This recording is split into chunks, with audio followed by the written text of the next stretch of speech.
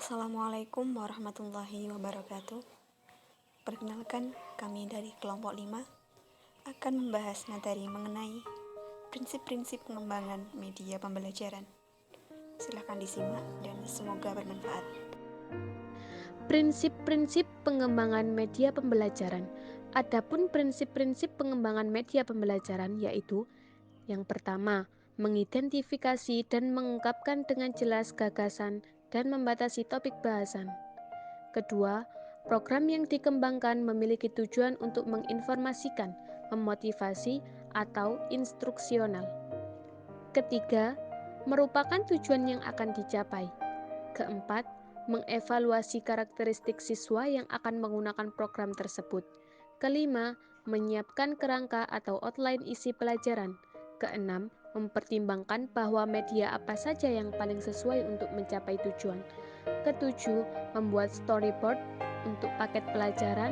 Dan yang terakhir, menyiapkan naskah untuk frame per frame untuk dijadikan penuntun pada saat mengambil gambar.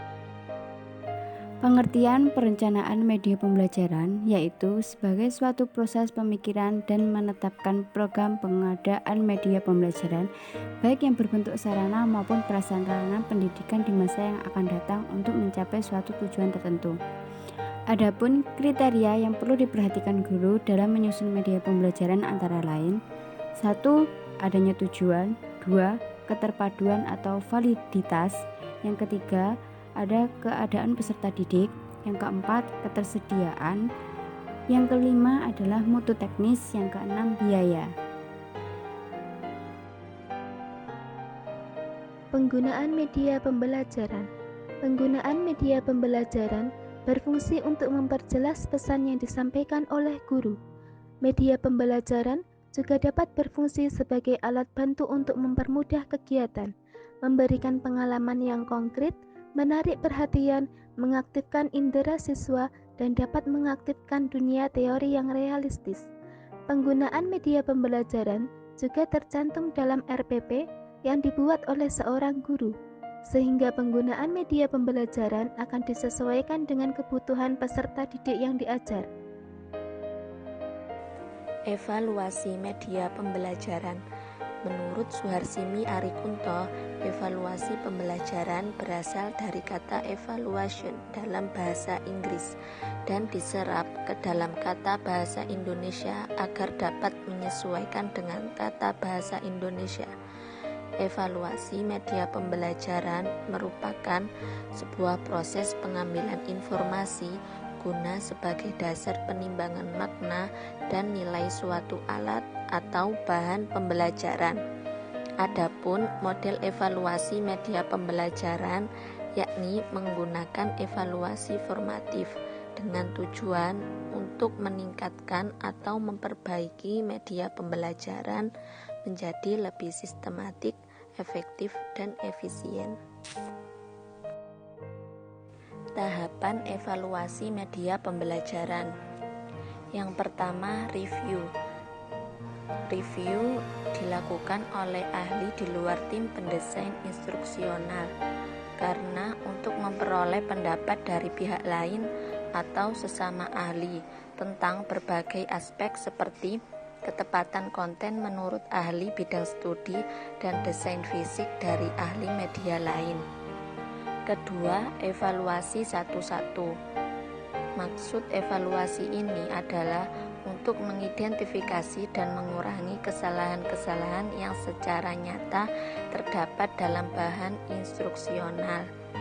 Evaluasi satu-satu dilakukan antara pendesain instruksional dengan 3 peserta didik secara individual.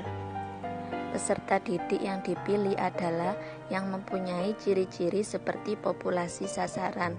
Ketiga peserta didik tersebut berasal dari peserta didik yang berkemampuan sedang, sehingga dapat dipandang sebagai sampel yang representatif.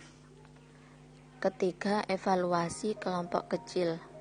Maksud evaluasi kelompok kecil ini adalah mengidentifikasi kekurangan kegiatan instruksional setelah direvisi berdasarkan evaluasi satu-satu, baik oleh peserta didik maupun oleh peserta didik.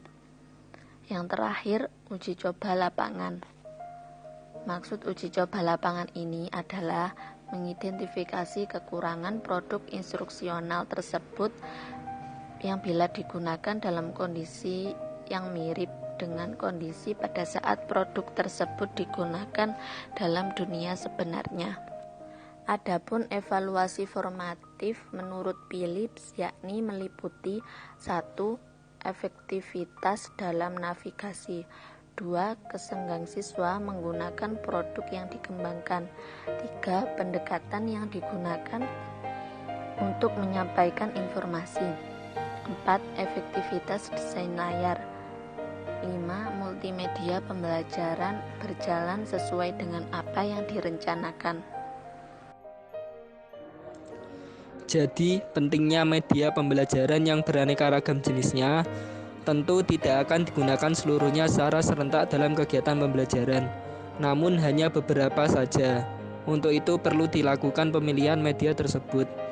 Agar pemilihan media tersebut tepat, maka perlu dipertimbangkan faktor atau kriteria dan langkah-langkah pemilihan media. Kriteria yang perlu dipertimbangkan guru atau tenaga pendidik dalam memilih media pembelajaran yakni: pertama, ketepatan media dengan tujuan pembelajaran. Kedua, dukungan terhadap isi bahan pelajaran. Ketiga, kemudahan memperoleh media. Keempat, keterampilan guru dalam menggunakannya. Kelima, tersedia waktu untuk menggunakannya atau efisiensi waktu. Keenam, sesuai dengan taraf berpikir anak didik. Media pembelajaran dapat dirancang sedemikian rupa sehingga siswa dapat melakukan kegiatan belajar secara lebih leluasa, kapanpun dan dimanapun tanpa tergantung pada keberadaan seorang guru. Program-program pembelajaran audiovisual, termasuk program pembelajaran menggunakan komputer, memungkinkan siswa dapat melakukan kegiatan belajar secara mandiri tanpa terikat oleh waktu dan tempat. Penggunaan media akan menyadarkan siswa betapa banyaknya sumber-sumber belajar yang dapat mereka manfaatkan untuk belajar. Perlu kita sadari bahwa alokasi waktu belajar di sekolah sangat terbatas. Waktu terbanyak justru dihabiskan siswa di luar lingkungan sekolah. Dengan mengembangkan media, proses pembelajaran menjadi lebih menarik sehingga mendorong siswa untuk mencintai ilmu pengetahuan. Kebiasaan siswa untuk belajar dari berbagai sumber tersebut akan bisa menanamkan sikap kepada siswa untuk senantiasa berinisiatif mencari berbagai sumber belajar yang diperlukan.